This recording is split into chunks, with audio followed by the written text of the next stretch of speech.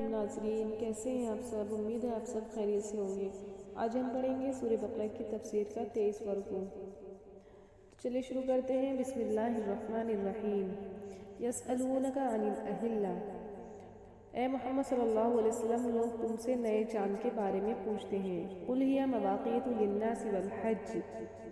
کہہ دو کہ وہ لوگوں کے کاموں کی میعاد ہے اور حج کے وقت معلوم ہونے کا ذریعہ ہے۔ وَلَيْسَ الْبِرُّ بِأَن تَأْتُوا الْبُيُوتَ مِن ظُهُورِهَا وَلَكِنَّ الْبِرَّ مَنِ اتَّقَىٰ، اور نیکی اس بات میں نہیں کہ احرام کی حالت میں گھروں میں سے ان کے پیچھے کی طرف سے آؤ، بلکہ نیکی کرنے والے وہ ہیں جو پرہیزگار ہیں، اور گھروں میں ان کے دروازوں سے وَأْتُوا الْبُيُوتَ مِنْ أَبْوَابِهَا، اور گھروں میں ان کے دروازوں سے آیا کرو۔ وَاتَّقُوا اللَّهَ لَعَلَّكُمْ تُفْلِحُونَ، اور اللہ سے ڈرتے رہو تاکہ تم کامیاب ہو، تاکہ تم نجات پاؤ۔ تو یہ جو یسألونک عن الأہلہ قرآن کی آیت ہے کہ وہ چاند کے بارے میں پوچھتے ہیں، تو اس کی تفسیر یہ ہے کہ عبداللہ ابن عباس سے روایت کیا گیا ہے کہ لوگوں نے رسول اللہ صلی اللہ علیہ وسلم سے چاند کے بارے میں معلوم کیا تھا کہ یہ کیا بات ہے کہ شروع میں چاند باریک دکھائی دیتا ہے، پھر بڑھتا ہے یہاں تک کہ مکمل ہو جاتا ہے، یعنی گھٹتا بڑھتا رہتا ہے۔ تو اس لیے یہ والی آیت نازل ہوئی کہ اللہ تعالیٰ نے چاند کو یہ اس وجہ سے گھٹایا اور بڑھایا تاکہ لوگوں کو اچھی طریقے سے اس کے تاریخوں کا اور وقتوں کا پتہ چل جائے۔ جیسے کہ دین کے بہت سے احکام جو ہیں وہ چاند دیکھ کر کیے جاتے ہیں۔ اسلام میں جیسے ہم حج اور عمرہ کرتے ہیں، وہ بھی چاند کے حساب سے تاریخ معلوم کر کے ہوتا ہے، اور اس کے علاوہ عید، بقرہ عید اور رمضان اور شب برات سب چاند دیکھ کر ہی ہمارے جو ہے تہوار منائے جاتے ہیں، اور تمام جو وقت ہم معلوم کرتے ہیں مسلمان لوگ وہ سب چاند دیکھ کر ہی کرتے ہیں۔ تو اس لیے اللہ تعالیٰ نے چاند کو گھٹانے اور بڑھانے کا یہ معمول رکھا۔ آگے والی جو آیت ہے اس میں یہ ہے کہ نیکی یہ نہیں کہ تم گھروں میں پیچھے سے آؤ، تو یہ اس میں ایک شان نزول ہے، مطلب اس کا ایک واقعہ ہے کہ وہ واقعہ یہ ہے کہ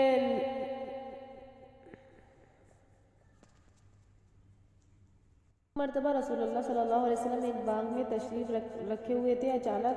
آپ اس باغ کے دروازے سے نکلے اور آپ کے ساتھ قطبہ بن عامر انصاری بھی نکل گئے۔ تو صحابہ نے عرض کیا، یا رسول اللہ، قطبہ ابن عامر ایک تاجر آدمی ہے اور یہ آپ کے ساتھ باغ کے دروازے سے نکلا ہے۔ تو نبی کریم صلی اللہ علیہ وسلم نے فرمایا کہ تو نے ویسا کام کیوں کیا جو میں نے کیا؟ تو وہ کہنے لگے کہ میں نے آپ کو جو کرتے ہوئے دیکھا وہی کیا۔ آپ صلی اللہ علیہ وسلم نے فرمایا کہ میں تو احمد شخص ہوں۔ اس نے عرض کیا، میرا دین وہی ہے جو آپ کا دین ہے۔ اس پر اللہ تعالیٰ نے یہ والی آیت اتاری کہ مطلب پہلے جو تھے صحابہ اکرام اور انصاری صحابہ اکرام جو تھے، تو وہ جب سفر سے واپس ہوتے تو ان میں سے کوئی بھی اپنے گھر کے دروازے سے داخل نہیں ہوتا بلکہ پیچھے سے آتا، اور اس کو وہ فضیلت سمجھتے، اچھا سمجھتے، اس میں نیکی سمجھتے۔ لیکن وہ جبکہ کوئی ایسی بات نہیں تھی، اور اللہ تعالیٰ نے اس چیز کو منع فرما دیا کہ نیکی یہ نہیں کہ تم پیچھے سے آؤ یا آگے سے آؤ، بلکہ تم کہیں سے بھی آ جاؤ، تمہارا گھر ہے اور یہ اس میں کوئی نیکی وغیرہ نہیں ہے، اور آگے سے آنا حرام نہیں ہے۔ انہوں نے اپنے اوپر بالکل حرام کر لیا تھا گھر کے دروازے سے آنا، جب کہیں باہر سے آتے تھے یا حج کر کے آتے تھے تو یہ اللہ تعالیٰ نے اس وجہ سے والی آیت اتاری۔ آگے والی آیت ہے، وَقَاتِلُوا فِي سَبِيلِ اللَّهِ الَّذِينَ يُقَاتِلُونَكُمْ وَلَا تَعْتَدُوا إِنَّ اللَّهَ لَا يُحِبُّ الْمُعْتَدِينَ، اور جو لوگ تم سے لڑتے ہیں تم بھی خدا کی راہ میں ان سے لڑو، مگر زیادتی نہ کرنا کہ خدا زیادتی کرنے والوں کو دوست نہیں رکھتا۔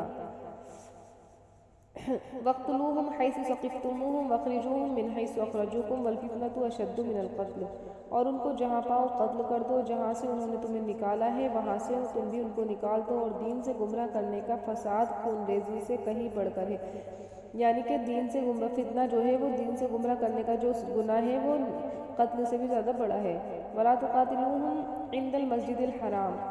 اور جب تک وہ مسجد حرام میں ہیں ان سے نہ لڑو، حتیٰ یقاتلوکم فیہ، یہاں تک کہ وہ خود تم سے نہ لڑیں، فَإِن قَاتَلُوکم فَاقْتُلُوہم، اگر وہ تم سے لڑیں تو تم بھی انہیں قتل کر دو، کَذَلِکَ جَزَاءُ الْکافِرِینَ، یہی کافروں کی سزا ہے۔ فَإِنِ انْتَہَوْا فَإِنَّ اللَّهَ غَفُورٌ رَحِيمٌ، اگر وہ باز آ جائیں تو خدا بخشنے والا اور رحم والا ہے۔ تو اس میں یہ ہے، عبداللہ ابن عباس سے روایت کیا گیا ہے کہ یہ آیت صلح حدیبیہ کے بارے میں نازل ہوئی تھی۔ تو اس کا ایک واقعہ ہے کہ جب رسول اللہ صلی اللہ علیہ وسلم کو بیت اللہ میں سے جانے، مطلب ہمارے نبی عمرہ کرنے کے لیے مکہ آئے تھے، بیت اللہ آئے تھے، تو انہیں مشرکین مکہ نے روک دیا تھا۔ پھر اس کے بعد صلح یہ ہوئی تھی کہ اگلے سال آ کر ہمارے نبی عمرہ قضا کر لیں گے، یعنی کہ اس بار نہیں کرنے دیا انہوں نے، اگلی بار بلایا۔ تو جب آئندہ سال نبی کریم صلی اللہ علیہ وسلم صحابہ کے ساتھ عمرے کی تیاری کی تو اس بات کا یہ ڈر ہوا کہ کہیں کفار وعدہ خلافی نہ کر دیں اور پھر مسجد حرام میں داخل ہونے سے نہ روک دیں اور جنگ کرنے نہ لگ جائیں۔ تو اور وہ مہینہ جو تھا وہ ذی القعدہ کا مہینہ تھا، اور ذی القعدہ، رجب اور حج کا جو مہینہ ہوتا ہے، ذی القعدہ، ذی الحجہ اور رجب، یہ 4 مہینے جو ہیں جس میں قتل کرنا بالکل حرام ہے، اور یہ صحابہ کرام اس میں بالکل اچھا نہیں سمجھتے تھے 4 مہینوں کے اندر قتل اور خون اور قتال، لڑائی اور جھگڑا۔ تو ان 4 مہینوں میں ذی القعدہ بھی ہے، تو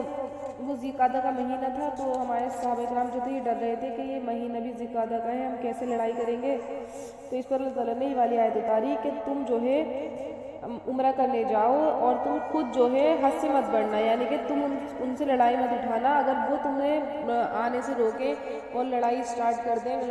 شروع کر دیں تو تم بھی ان کو قتل کر دینا اور ان سے لڑائی جنگ کر لینا، لیکن اگر وہ خود کچھ نہیں کہیں تو تم بھی کچھ مت کہنا اور اپنی طرف سے لڑائی شروع مت کرنا۔ 10 سال جو ہے ذی القعدہ کے مہینے میں رسول اللہ صلی اللہ علیہ وسلم اور صحابہ کرام عمرے کا احرام باندھ کر مکہ مکرمہ روانہ ہوئے اور 3 راتوں تک وہاں ٹھہرے، اور مشرکین کو اس بات پر فخر تھا کہ انہوں نے آپ صلی اللہ علیہ وسلم کو واپس کر دیا تھا۔ تو اللہ تبارک و تعالیٰ نے یہ والی آیت نازل فرمائی کہ جب تم میں سے کوئی قتال میں پہل کرے تو تم اللہ کی اطاعت کرتے ہوئے مسجد حرام میں قتال کر سکتے ہو، باقی خود سے پہل مت کرو، کیونکہ حالت احرام اور حرم میں قتال کی پہل کرنے والوں کو اللہ پسند نہیں فرماتے۔ آگے والی آیت ہے وَقَاتِلُوهُمْ حَتَّى لَا تَكُونَ فِتْنَةٌ وَيَكُونَ الدِّينُ لِلَّهِ فَإِنِ انْتَهُوا فَلَا عُدْوَانَ إِلَّا عَلَى الظَّالِمِينَ، اور ان سے اس وقت تک لڑتے رہنا جب تک کہ فساد ختم نہ ہو جائے اور ملک میں خدا کا ہی دین نہ ہو جائے اور وہ فساد سے باز آ جائیں، تو ظالموں کے سوا کسی پر زیادتی نہیں کرنا۔ تو اس کی جو تفسیر ہے وہ یہ ہے کہ جب ان کی طرف سے قتل کی پہل ہو تو پھر حرم میں ان کے ساتھ اس قدر قتال کرو کہ حرم کے اندر شرک کا نام و نشان مٹ جائے اور اسلام اور اظہار بندگی اللہ ہی کے لیے ہو جائے، اور اگر یہ کفار حرم میں لڑائی کرنے سے باز آ جائیں تو پھر قتل کرنے کی کوئی اجازت نہیں مگر صرف لوگ جو خود سے لڑائی کی پہل کریں۔ الشہر الحرام بالشہر الحرام والحرمات قصاص فمن اعتدى علیکم فاعتدوا علیہ بمثل ما اعتدى علیکم واتقوا اللہ واعلموا ان اللہ مع المتقین۔ ادب کا مہینہ ادب کے مہینے کے مقابلے اور ادب کی چیزیں ایک دوسرے کا بدلہ ہے، پس اگر کوئی تم پر زیادتی کرے تو جیسی زیادتی وہ تم پر کرے ویسے ہی تم ان پر کرو، اور خدا سے ڈرتے رہو اور جان رکھو خدا ڈرنے والوں کے ساتھ ہے۔ وَانْفِقُوا فِي سَبِيلِ اللَّهِ وَلَا تُلْقُوا بِأَيْدِيكُمْ إِلَى التَّهْلُكَةِ وَأَحْسِنُوا إِنَّ اللَّهَ يُحِبُّ الْمُحْسِنِينَ، اور خدا کی راہ میں مال خرچ کرو اور اپنے آپ کو ہلاکت میں نہ ڈالو، اور نیکی کرو، بے شک خدا نیکی کرنے والوں کو دوست رکھتا ہے۔ عمرہ قضا کرنے کے لیے اللہ کے راستے میں خرچ کرو، اور اس کی تفسیر ہے کہ اللہ کے راستے میں خرچ کرنے سے اپنا ہاتھ نہ روکو تاکہ تم ہلاکت میں نہ پڑ جاؤ، یعنی کہ نیک کاموں میں رکو مت اور اللہ کی رحمت سے مایوس ہو کر پھر ہلاکت میں گرفتار ہو جاؤ گے۔ اللہ تعالیٰ کے راستے میں خرچ کیا کرو۔ اس میں جو ہے ایک شان نزول بھی ہے کہ یہ ایک انصاری جو صحابی تھے ابن حبان نے ابو ایوب سے روایت کیا ہے کہ ایک گروہ انصاری آیت کریمہ ہمارے بارے میں نازل ہوئی ہے، یعنی کہ ہم میں سے بعض سے خفیہ طور پر یہ کہا تھا کہ ہمارے مال یوں ہی ضائع ہو رہے ہیں اور اب اللہ نے اسلام کو عزت دے دی ہے، لہٰذا اب اگر ہم اپنے مال کا خیال کریں اور ضائع ہونے سے ان کی حفاظت کریں تو بہتر ہے۔ تو اللہ تعالیٰ نے ہماری باتوں کی تردید میں یہ آیت مبارکہ نازل فرمائی کہ اللہ کے راستے میں مال بھی خرچ کرو اور اپنے آپ کو تباہی میں نہ ڈالو۔ تو اپنے آپ کو تباہی میں نہ ڈالنا جو ہے وہ مال خرچ کرنے کی وجہ سے جہاد چھوڑ دینا تھا، یعنی کہ جہاد جاری رکھو اور جہاد کو چھوڑنا اپنے آپ کو تباہی میں ڈالنے کے برابر ہے۔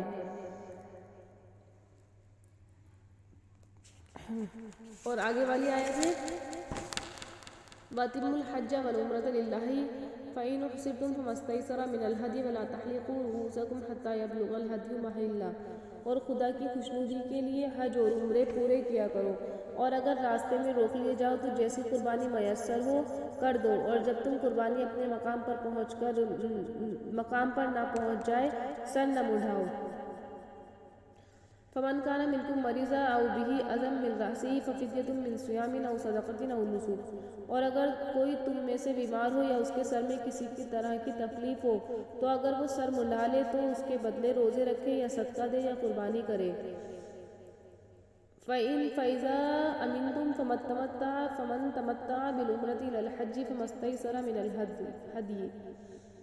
اور پھر جب تکلیف دور ہو کر تم مطمئن ہو جاؤ تو جو تم میں سے حج کے وقت تک عمرے سے فائدہ اٹھانا چاہے وہ جیسی قربانی میسر ہو کرے۔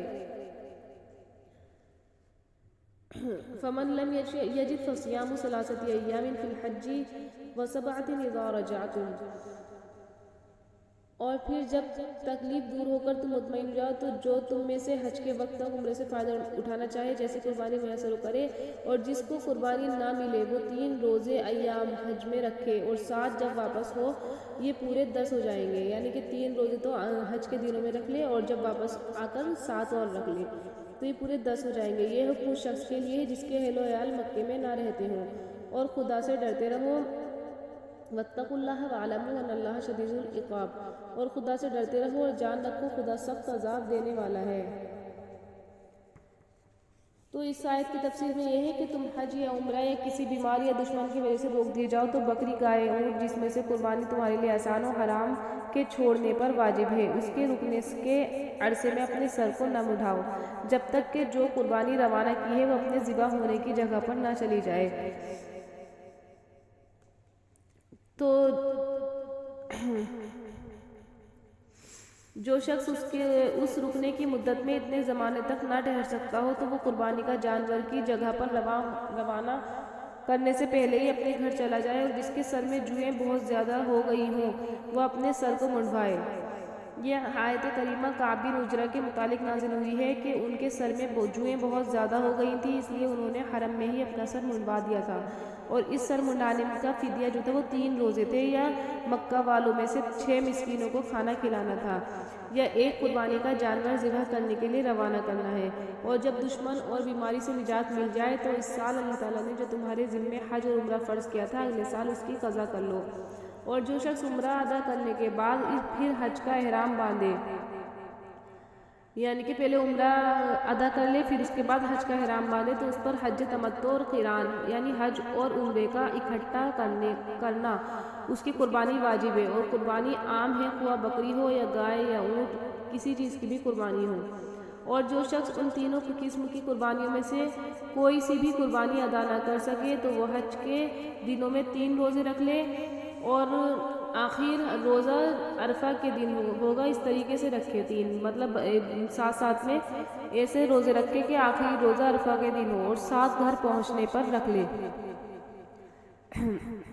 یہ پورے 10 روزے ہو جائیں گے۔ تو